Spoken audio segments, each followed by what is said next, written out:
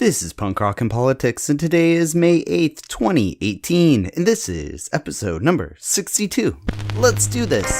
These days are strange, it's true. I would bomb the shit out of them. If you think that punk rock doesn't mix with politics, you're wrong.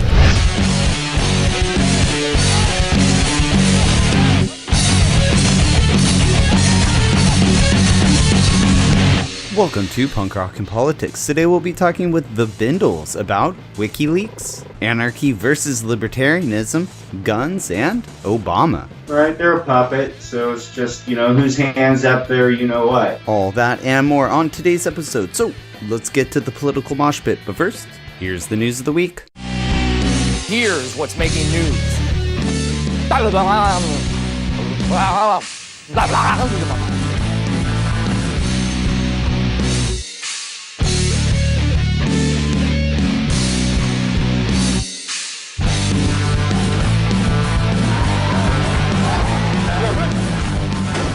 Oliver North becomes the new president of the National Rifle Association. Yes, the same Oliver North who illegally sold arms to Iran during the Reagan administration and funneled that money to fund the right-wing terrorist Contras in Nicaragua. Well, I guess funding terrorists and illegally selling weapons makes Oliver North the perfect candidate to be the new NRA president.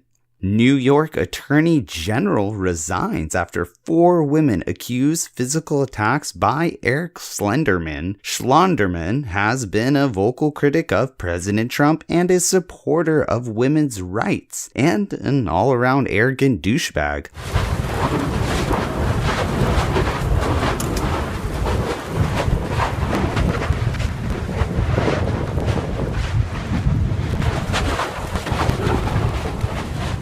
Those are sounds of a volcano erupting as evictions continue as lava continues to flow from a volcano on Hawaii's Big Island. 35 structures, including 26 homes, have been destroyed, and about 1,700 people have been ordered to evacuate. Hopefully, everyone stays safe out there, and we wish them a quick recovery. After a week of constant fuck-ups from Rudy Giuliani, Trump's newest lawyer, President Trump's legal team has announced if Trump will meet with Mueller by May 17th regarding the Russian collusion into the 2016 presidential election.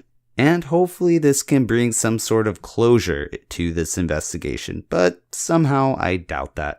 America's favorite supervillain, Russian dictator, President Vladimir Putin will start his 4th term as president of Russia and will now be the longest leader in office since Joseph Stalin. Now, some assholes just can't give up their power. And Connecticut approves a bill pledging all of their electoral votes to the national popular vote winner. And just another way to undermine third parties and create more power for the two-party system. And on this day in rock history, May 8th, 1984, Roger Waters released his first solo album, The Pros and Cons of Hitchhiking. And that's the news of the week!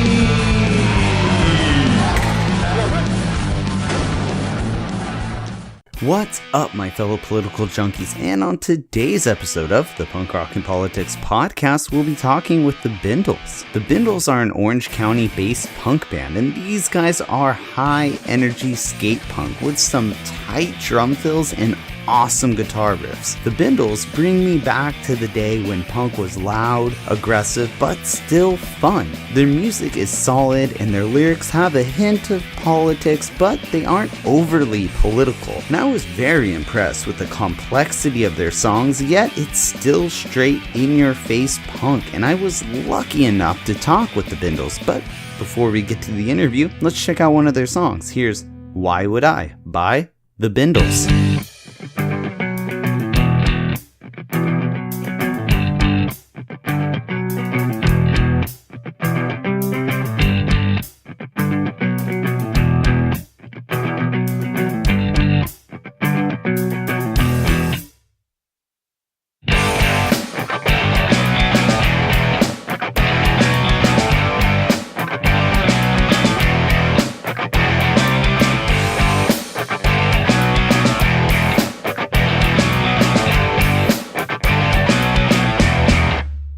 You said that I could find you anytime and to remind you to be kind to those behind you, knowing that we're always there. You said that I should find you, so here I am and I'll remind you. Maybe it's something I was blind to, but nothing's really ever fair. It's not gonna be fair.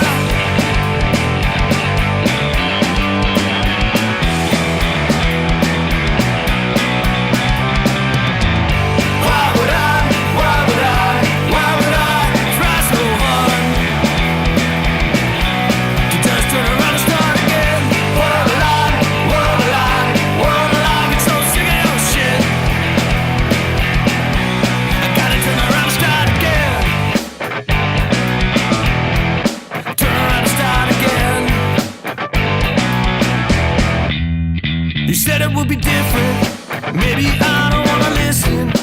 What the hell could I be missing? Something's really never changed. You said it would be different. Now I wish that I could listen. I can't see what I've been missing, but nothing's ever gonna change. It's not gonna change.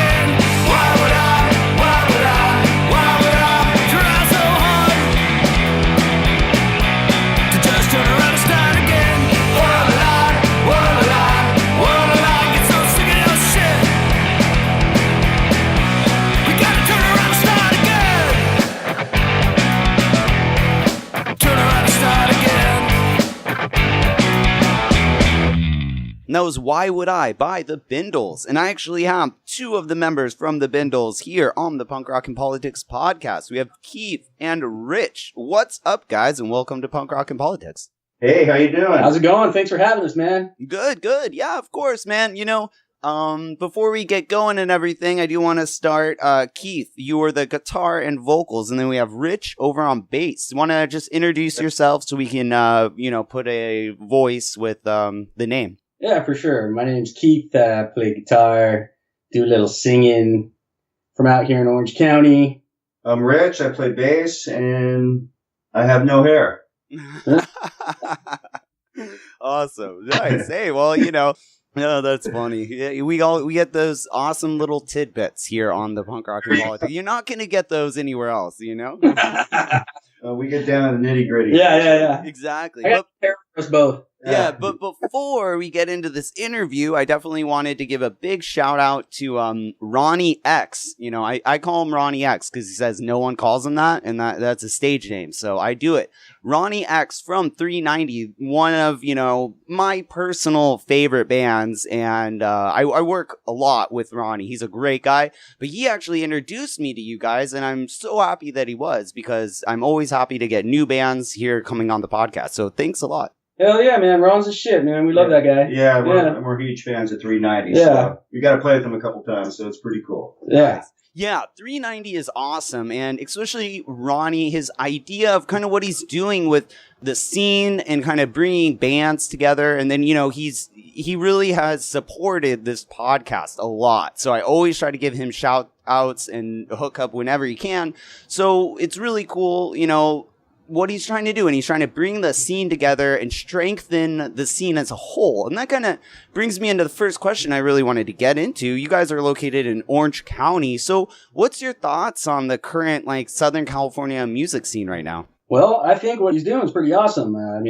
Shit, someone's got to do it, and he's actually doing it, and there's a good number of fans out here, and it's good that he's rounding up bands and putting stuff together, and that's all I got to say about that. It's fucking awesome. Yeah, I think the scene's strong. I think there's a lot of great bands right now, and what was the thing with Whining Pussies that Steve's doing as well, or Clark? I can't remember. Well, it's Dr. Steve, right? Yeah, it's nice. I just feel that there's a lot of great bands, and everyone's kind of coming together, and there's just a really positive vibe right now where everyone's helping each other out, whether it's getting shows or whatever, cross promoting, yeah. just any of that. It's pretty awesome. And I think it's really strong right now. So I think it's a good time to be in a good band, and if you work hard, I think you can get heard. So yeah.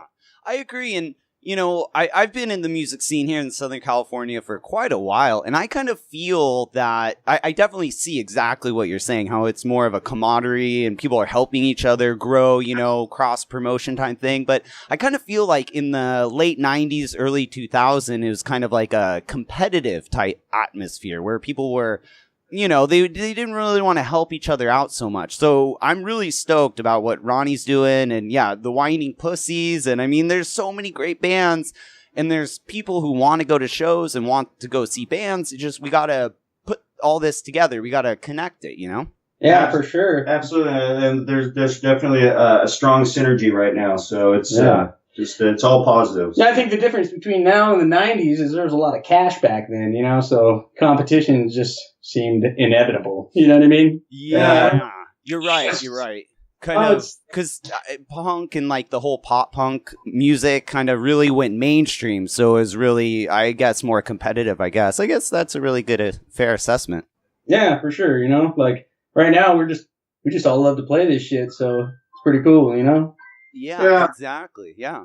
There's something about it, like for us, where we're at in our age and what we've done, we just want to play shows and have fun, and we're not worried about the money aspect. And maybe because of that, we kind of eliminate, some of that tension. Maybe that was going on prior. I don't know, just a thought or theory. So. No, I think that's a fair theory, though. I mean, back in the day, there's definitely a lot of bands and a lot of musicians that, you kind of had a feeling they're just kind of doing it to make money or whatever. And, at the end of the day, that's really not the best reason to make music. Why we're doing this is to go play shows, get in the mosh pit, fucking meet new cool people, and, jam out, right? Yeah, have a good time, Yeah, exactly. Yeah, bringing it back kind of all the way back to punk rock roots. Yeah. Now that the money's minimal, that's really all we got left. Yeah. Yeah. The money is reserved for, the Bad Religion types. Yeah. We're like, yeah, I know. We're like super stoked if we could play a show and get a free beer out of it or something, huh? Be the case, Yeah, that's it. Well, speaking of no money and doing everything by shoestrings, you guys, all these songs today were basically off of your EP, and you guys have no label or anything. So before we get into another song, tell me about how has it been being a band, recording music and everything as independently with no label? Well, shit, getting to do what we want. Sound how we want. Just where we're at, no one knows us, and we're older guys. We don't see like some label rushing out to come get us, and it's just the process we had to do to, get these songs, recorded and hopefully get them heard. So. Mm-hmm. And I almost feel like now in today's, climate with social media and, the advent of computers and recording, I almost think it's kind of like the record labels are kind of going the way of the dinosaur. You almost don't really need them so much. Shit, I wouldn't know. Yeah. Well, you've been doing it without it, so yeah. I've never had one, so. Well, there's a lot of truth to that, right? You have like Interpunk and CD Baby, all these places, Apple where you can sell your music. I mean, once you have it recorded, you have a lot of options to get it out there. Reverb Nation, Bandcamp. Yeah. Mm-hmm. And I think before, you were kind of stuck with hoping a label would help you out and get you into the store somehow, or, and I think you're absolutely right. I think that's a valid point. So it's easy to get heard right now. You can get a mailing list and you can bomb people and. Yeah. Which I remember when I was younger, the main way I discovered new bands, I would go to, Music Trader or whatever my local CD record store was, and I'd buy those comps. They're like, Punkorama comps, and, it'd have 40 bands. It was like $5. Yeah, or you'd read the reviews and like Maximum Rock and Roll by some of the editors, and, you kind of thought they were, some of those guys were cool, and you might like. Or the OC Weekly. Yeah, whatever. Yeah, for sure. So no, we're in a good spot to get heard. And we were in a really good spot. We were really lucky. We were recorded by David Irish over at Pot of Gold. We got a great recording, and we're really happy with what he did for us. And, I can't say enough good things about that place. So. Yeah. That's really good. I mean, there is a lot to say about recording your music yourself, but I think going to the engineer and, that takes a lot of work off the bands, because the bands, you guys are busy promoting shows, trying to build your social media influence and practicing writing new music. I mean, if you try to record it too, I mean, that's a lot on a band's plate right there. And plus, I mean, shit, the amount of gear you need to get a decent recording and expertise is kind of crazy. You have somebody who will, provide a good service is a good thing, Absolutely. Exactly. Yeah, and here on Punk Rock and Politics, I'm always all about any band I have the opportunity to feature. I'm stoked on, but episodes like today get me even more excited because you guys mix music with really interesting political topics. So let's get into one more song that I saw the title of this and I was like, what? So let's talk more about this song after, but here's Vault 7 by the Bindles.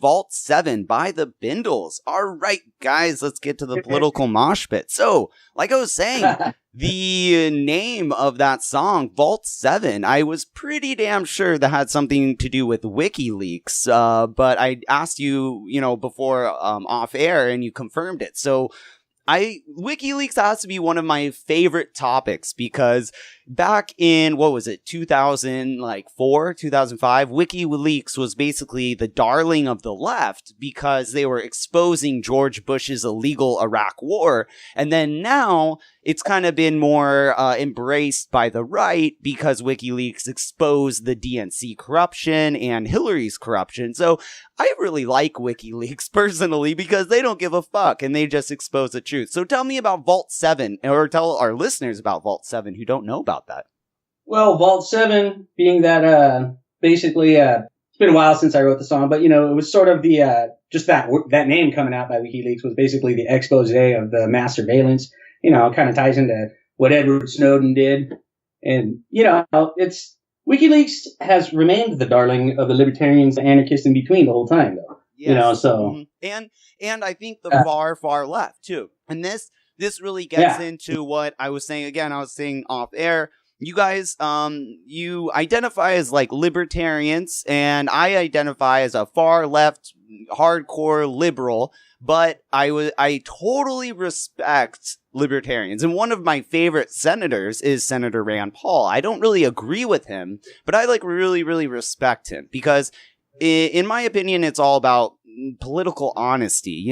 This whole wishy-washy thing just really pisses me off. Well, that dude has, I was a huge fan of his dad. Oh, yeah. I remain a fan of him. If, I'm not a huge fan of really any politicians except for this guy. Because he seems to stand with his convictions so far, Mm-hmm. He's got bad hairdo. He says what he believes, and and he seems to stick with it. So, there seems to be some consistency. Yeah, he's the undercover libertarian in the Republican Party. If you're a politician, you're a professional liar. Right. So that's always you never really can tell.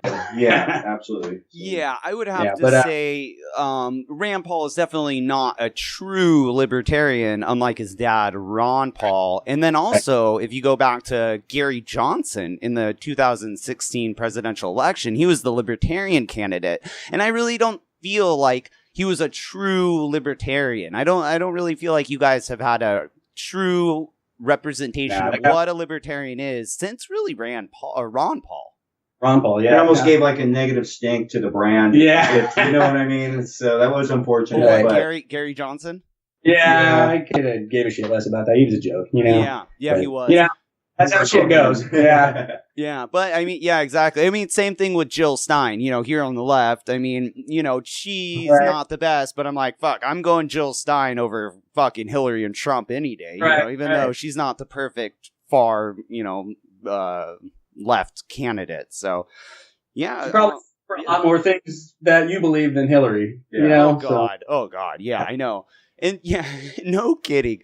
And the whole thing with Hillary, I've said this before, and it's kind of going back to WikiLeaks and everything. I just feel like America, we're kind of in this like PTSD from the 2016 election, and we keep reliving in. I hate talking about it on air, but it's just we can't, as a country, as citizens, we can't fucking get over that election. Like, what is up with that? Yeah, it's just one of those things. It's we're going to read about it later and kind of see how it all went. It's going to be one of those deals that you can see it right now how it is, but I think it'll be a little clearer in hindsight.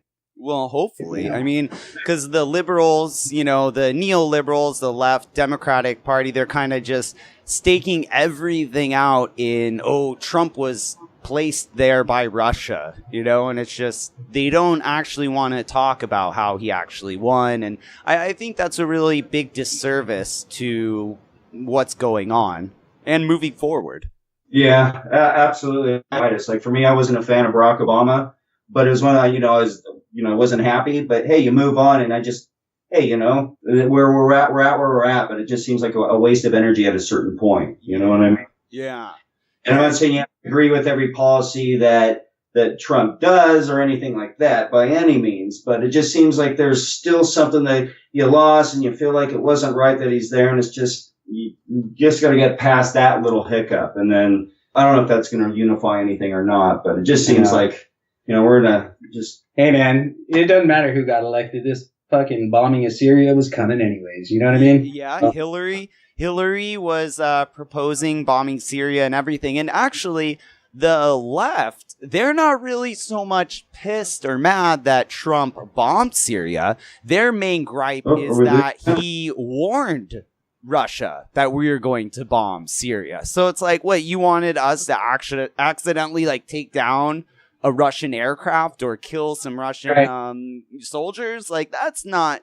It's like the vindictiveness of Hillary's loss. They want to go to a war with Russia over Hillary losing. It's mind-blowing. That whole thing frosts me, too, because you can go back to just literally 6 months before the election, and there's, plenty of tape of Trump talking about why is Barack going to warn them what we're going to do, and yada, yada, and here we are doing the same shit again. You know what I mean? Well, going back to our favorite politician, Ron Paul, it was Ron Paul, he would actually get up in the Republican presidential debate, and he would talk about how Iraq is a failure, it's an illegal war, and I was like, damn, this guy's got balls. And then Trump, he was actually saying straight to Jeb Bush's face about how Iraq war was a waste, we shouldn't do foreign entanglements, we shouldn't get into Syria, and now he's reversing 180. It's kind of like, I hate Trump, I never supported Trump, but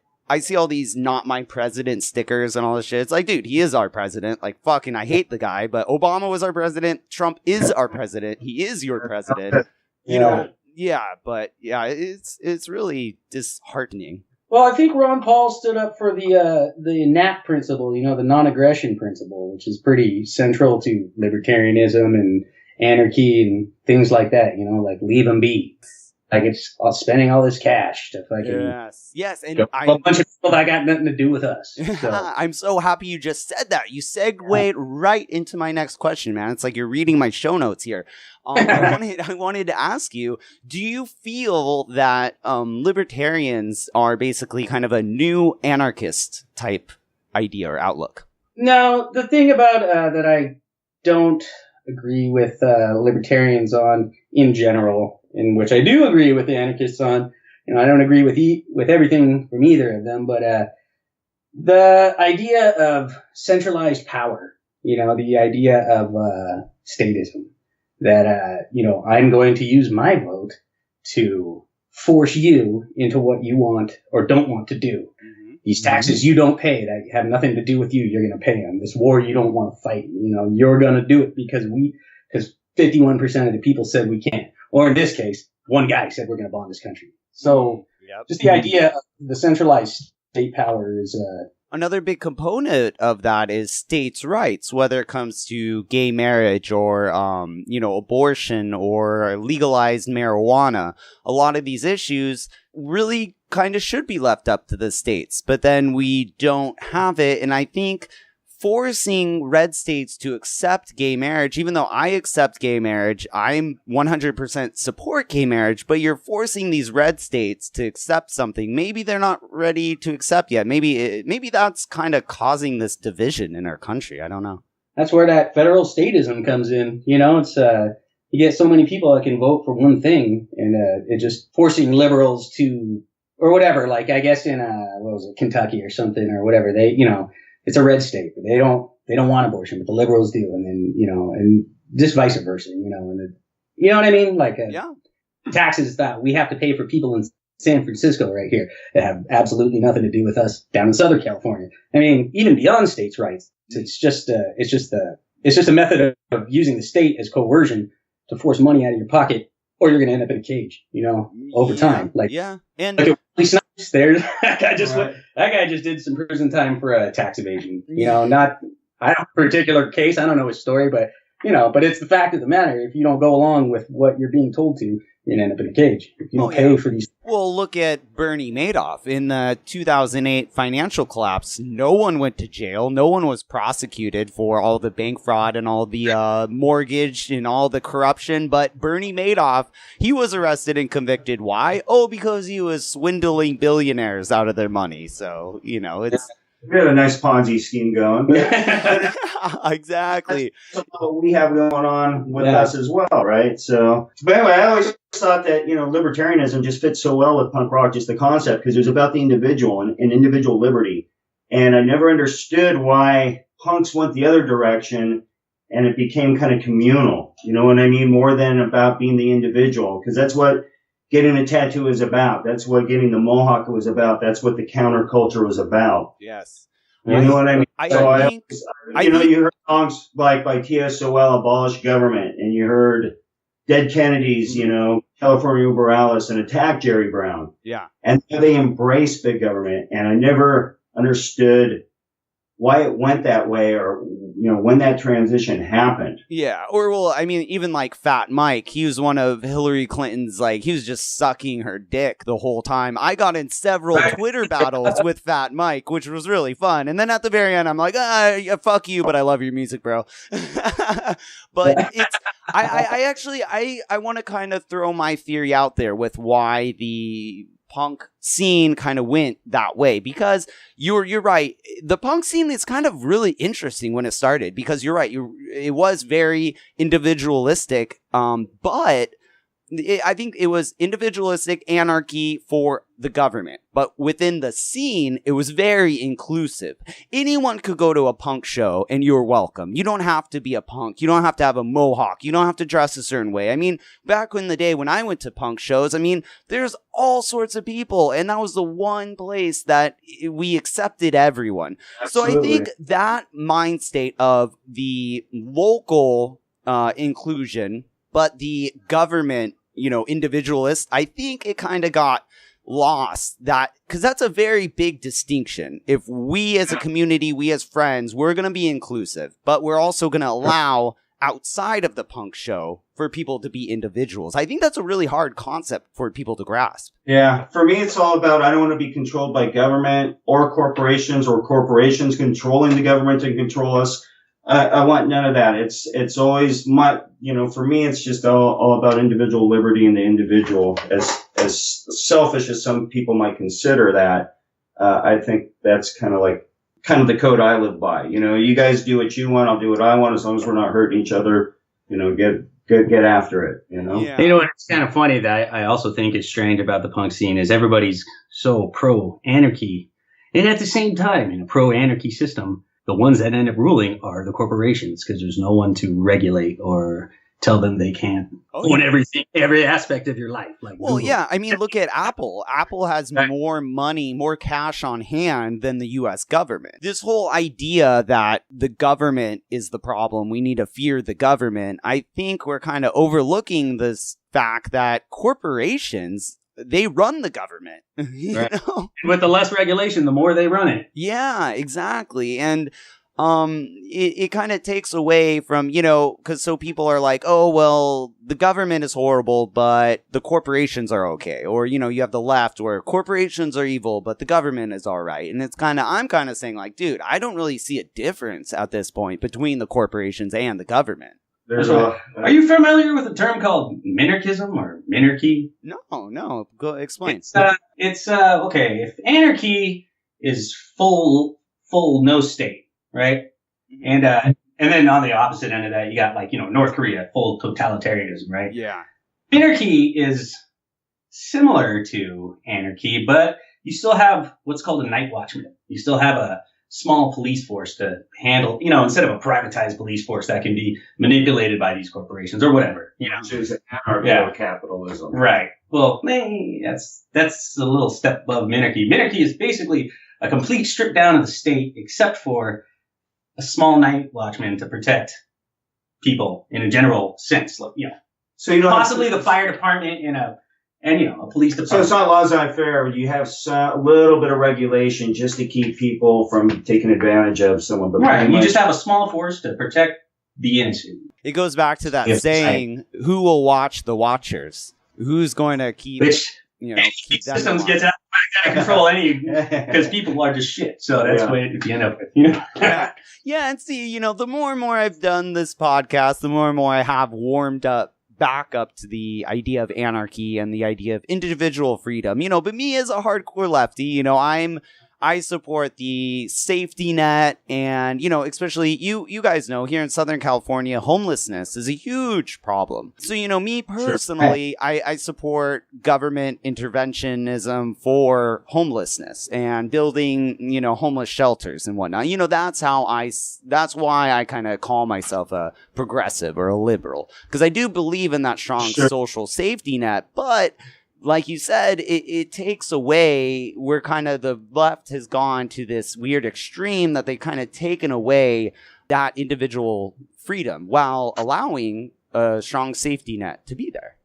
And I think that what's hard is a lot of times libertarians kind of get lumped in with like, you know, you're cold and callous and you don't want that safety net. The thing is, we want a little bit of a safety net. It's just not a hammock from cradle to grave paid for by your neighbor or high taxes. You know what I mean? There has to be some individual responsibility. As far as the homeless thing, I thought it was interesting. In LA, they have something where they're trying to get the homeowners to take some homeless into their backyards. And I'm wondering when the mayor is going to set an example on how many he's going to take into his backyard. Well, that will never happen. I just had to throw that out there. I thought that was pretty funny. Well, okay, great. Let's get into another issue, and this is kind of the same idea with guns. And we have a lot of the far left liberals, or not, I don't want to call them far left liberals. I'll call them the neoliberals. They want to get rid of guns and they want to limit guns, but they also have private security guards who have guns. So, I mean, that's kind of a oxymoron in and of itself right there. And me as a lefty, I lived in Arizona for quite a few years, and my idea of guns is really, really opened up. And I'm more accepting and understanding of guns. Open carry? Don't they have open carry in Arizona? Oh, it's insane. When I first went out there, you know, being born or raised here in Southern California, and then I go out there, I go into a gas station and some guy has a gun, you know, just on his back hip. And I'm like, oh, fuck, this guy's going to rob this place. No, he just bought his candy bar, got his gas and left. And I was like, what the hell was that all about? You know, so I experienced this gun culture out there, and everyone has guns in Arizona. Everyone's packing. You know, but you have these mass shootings. You have Gabby Giffords in Tucson, Arizona, I believe. She's got shot in the head. And then you also have things in San Bernardino where a crazy guy drives around and shoots people. So it's kind of this mass shootings, it's going to happen no matter what. So let's get into guns and the whole gun right thing, because that's something we wanted to address. So what's your feelings on that? And is the gun the problem with these mass shootings that's going on? Absolutely not. You can look at France. You can see the guy that took out 80 people with a truck. In Nice, France. Yep. Yeah. You can look at, the mass knife attacks in China. You can, where, they get a gang of people together and just start stabbing away. I mean, I think it comes out of the soul of the person, really. And not just the soul of the person. I think it's, the influence of the society that we have today. Things have changed. Well, you also didn't even mention the Boston bombing. That was done at the Boston Marathon. That was done with a pressure cooker. Right. It's not these things can be carried out 100 different ways, but, obviously they go to guns because it's easiest. Exactly. Which, also brings me to one of the other points I'd like to mention is it seems to be, to me, a coordinated attack against the semi-automatic rifle. When if you look at the actual stats of how many people get killed with rifles every year, we're talking in the ballpark of 300-400. The amount of people get killed with feet and hands is 600-800. Or cars and car accidents, or even with with food. Or the amount of trans fats, most people die of heart disease. The amount of children that die in pools is in the thousands, and yet there's no regulation on absolutely have to have a fence around your pool, or you know what I mean? It's wild. So that's. To me, that is, if you go back to COINTELPRO and the government infiltrating certain political movements to push or pull them whichever way they want, if there's an agenda to take away the one weapon that people could actually use to coordinate against tyrannical government, if you get more of that out of the way, you have less of a problem. Yeah. Okay. No, I agree with that, and I let you, we can kind of put on our little Alex Jones tinfoil hats and, go down the conspiracy theory realm. I love doing this.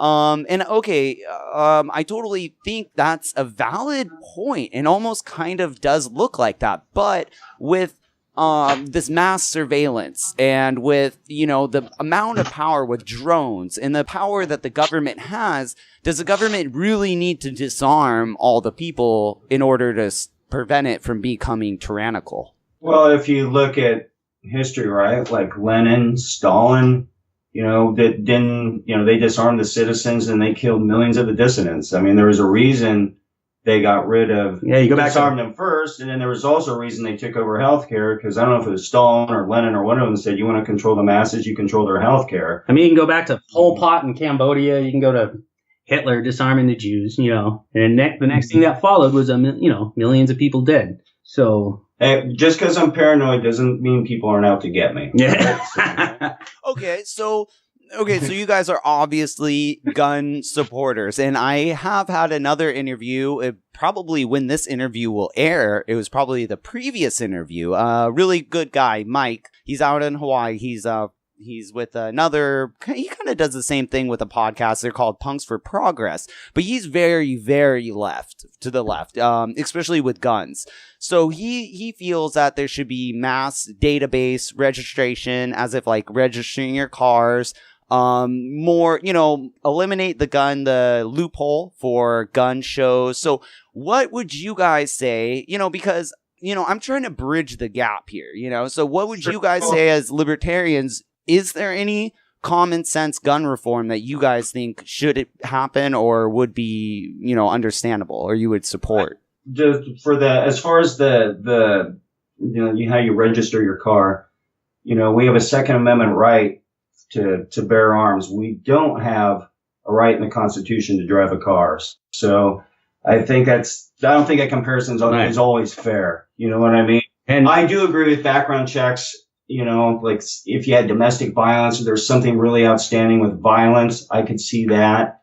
Which we already have, Which we do have. Yeah. And I think it's pretty clear in the Second Amendment as far as not infringing on the Second Amendment right. So any kind of, taxation or anything like that, or fees or anything that make it harder for you to protect yourself the way you choose to.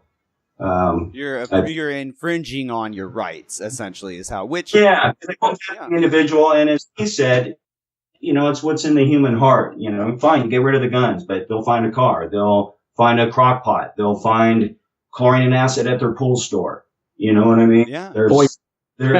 There's a zillion ways, and sure, I guess the gun is more convenient, and maybe that I can see that point for sure. But again, we have a Second Amendment right, and what's in the human heart is there, and if they want to use a knife or a chainsaw or even bust going back to Timothy McVeigh in the Oklahoma City bombing, I'm pretty sure he used a van with a bunch of manure in order to blow that up. More or less.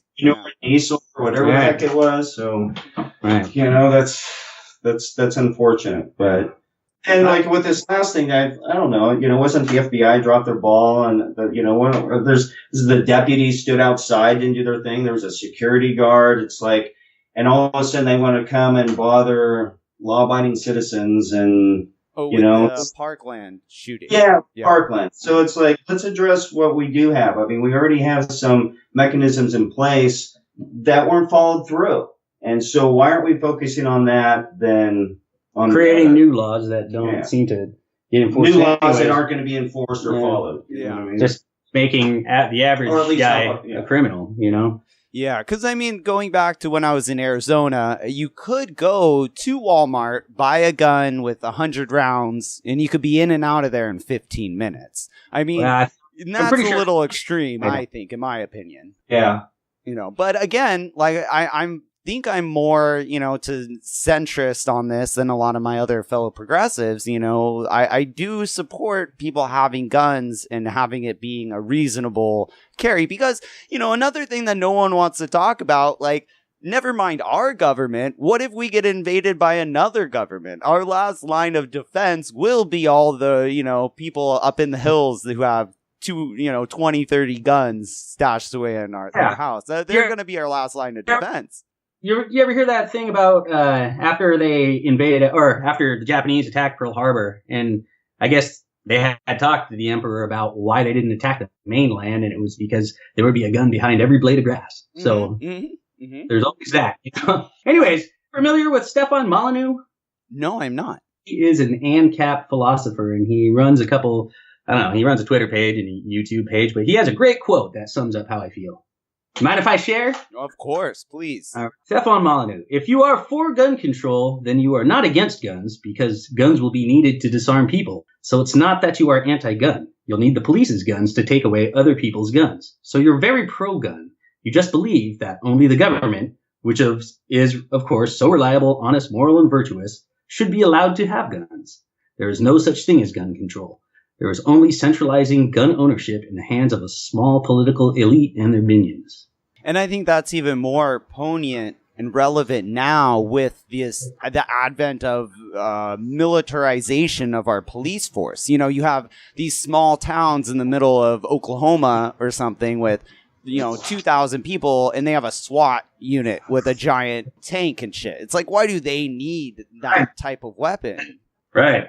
And it is very ironic that a lot of my fellow progressives are very, they're anti-gun or they want to limit guns, but they don't support the militarization of police. But I kind of never see those two issues being talked about in the same conversation. Right.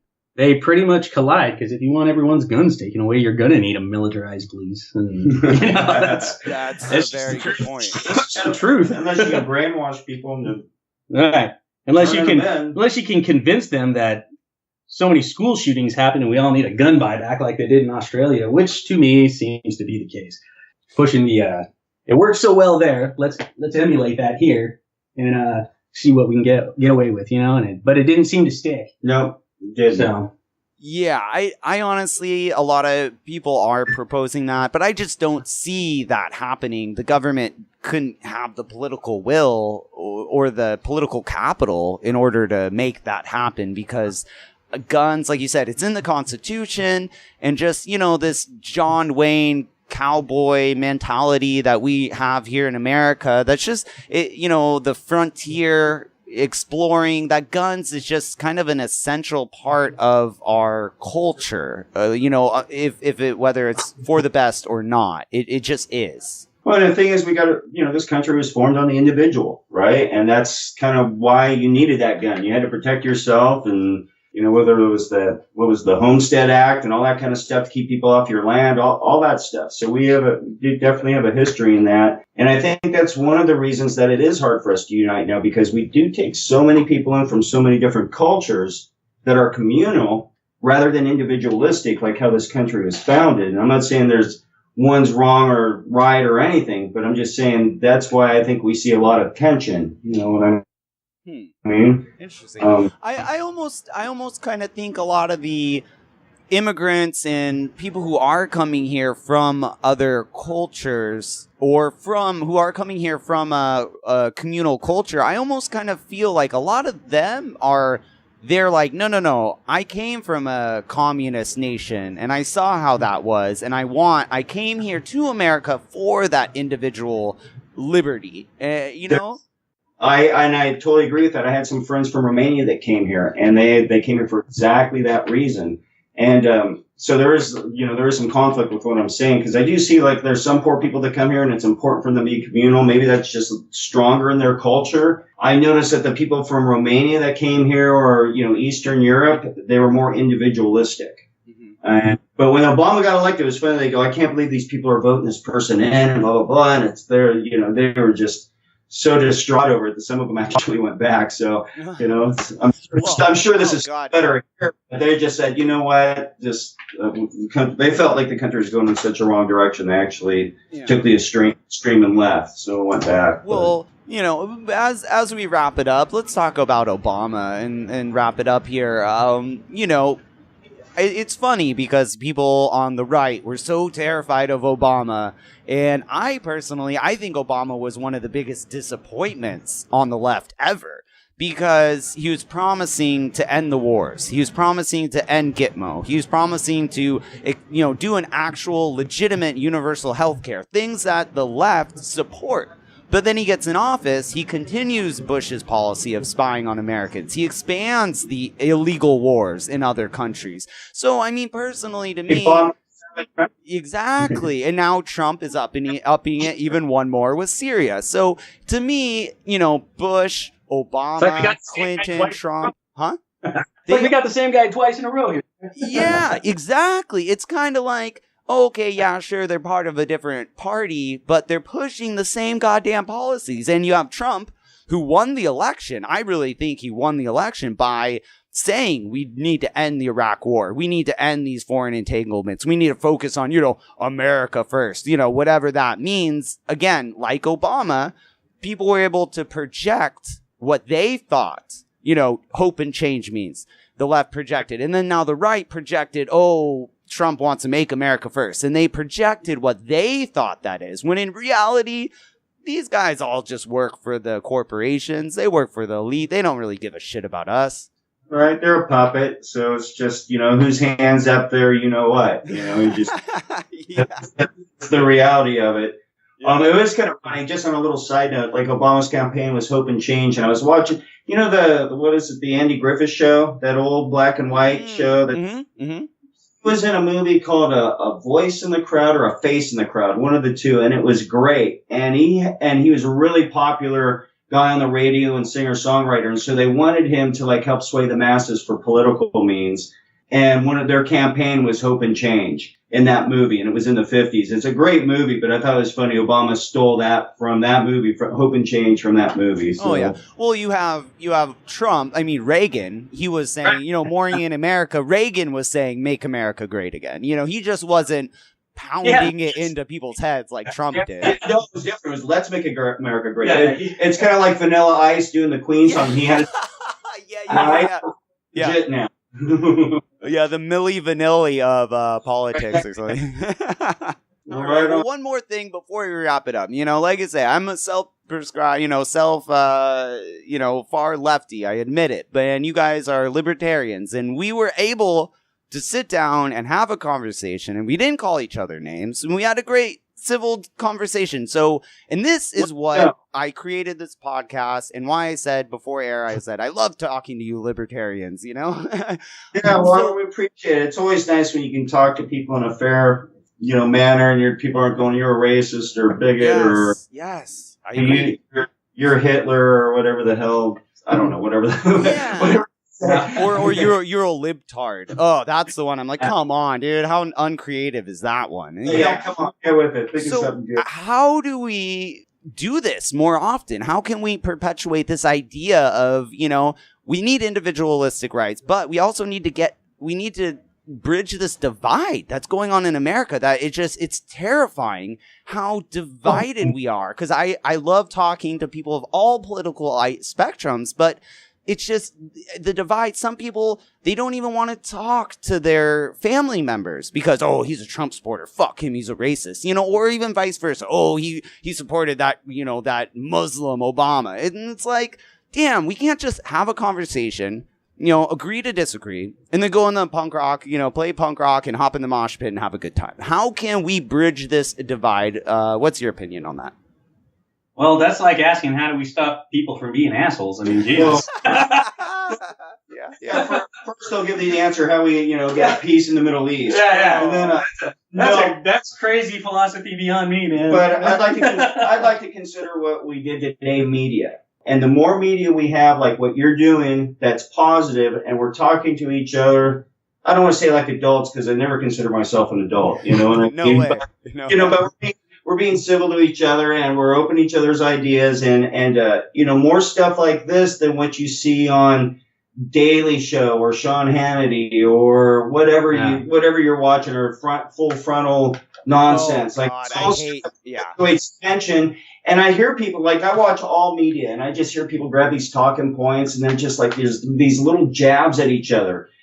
It's what they want. It's like, it's almost the two parties put us against each other, and they can, you know, like I said, you were on vacation for 2 weeks. We were talking about before we started the interview, and you came back, bomb in Syria, and we're doing this. And, you know, if you went 2 weeks later, there'd be something else in the media they'd be perpetuating and creating tension and it's stuff for us to talk about and hate each other over if we let it. Maybe the difference here is, we all like punk rock. You know what I mean? Yeah. Yes. Okay. Yeah. There we go. So- Boom. You just answered the $1 million question. How can we bridge the divide between Americas? We need make punk rock great again, or we need to find a uniting force for Americans in order to remember, sure, we don't always agree on everything, but at the end of the day, we're Americans, we're neighbors, we're brothers, Absolutely. we're sisters, we're one, and we need to look out for each other. And this division is just bullshit. And I'm not gonna lie, I take a lot of shit from both sides for having libertarians on. I take a lot of shit from the lefties, and I've been called a Russian bot. I've been called,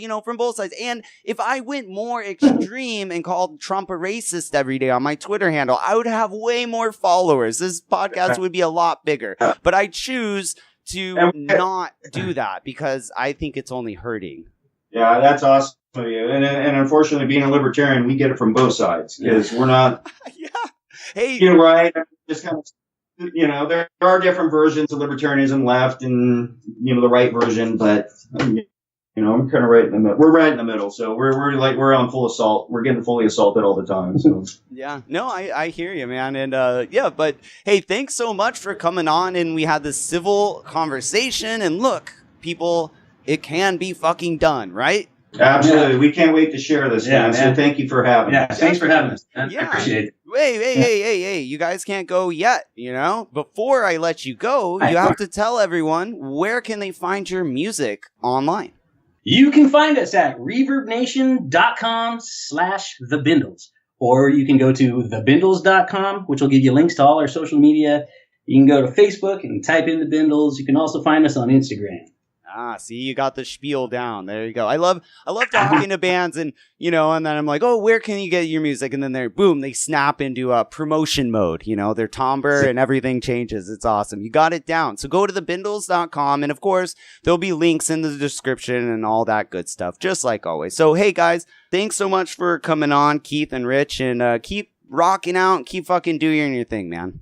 Right on. Hey, Right on, man. And thank you, Ron, and 390. So Hell yeah. Yeah. Big shout Shout out. out to Mighty Pussies and Darky Dark and Children of Eden, Unit F. Unit F. Hell yeah. All those guys, man. As a community, we have to help each other. And as that asshole said, Bill Clinton, he said, "A rising tide raises all the boats." And that's actually a good quote, I believe.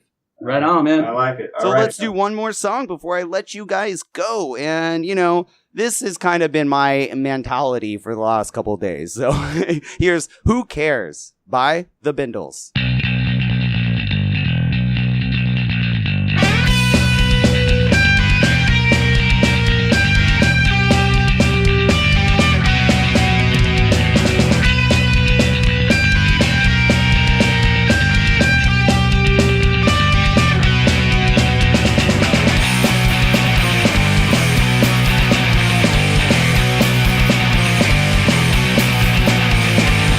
So glad we thought your prayers, and then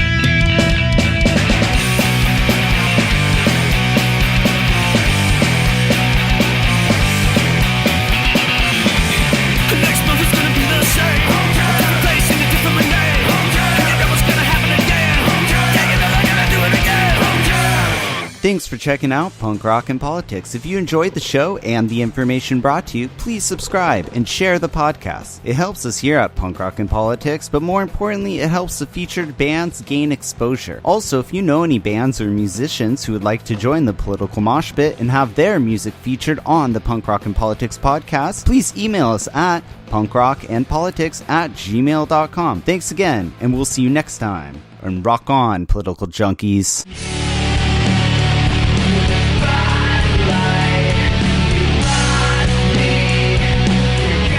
I think all our society is run by insane people for insane objectives.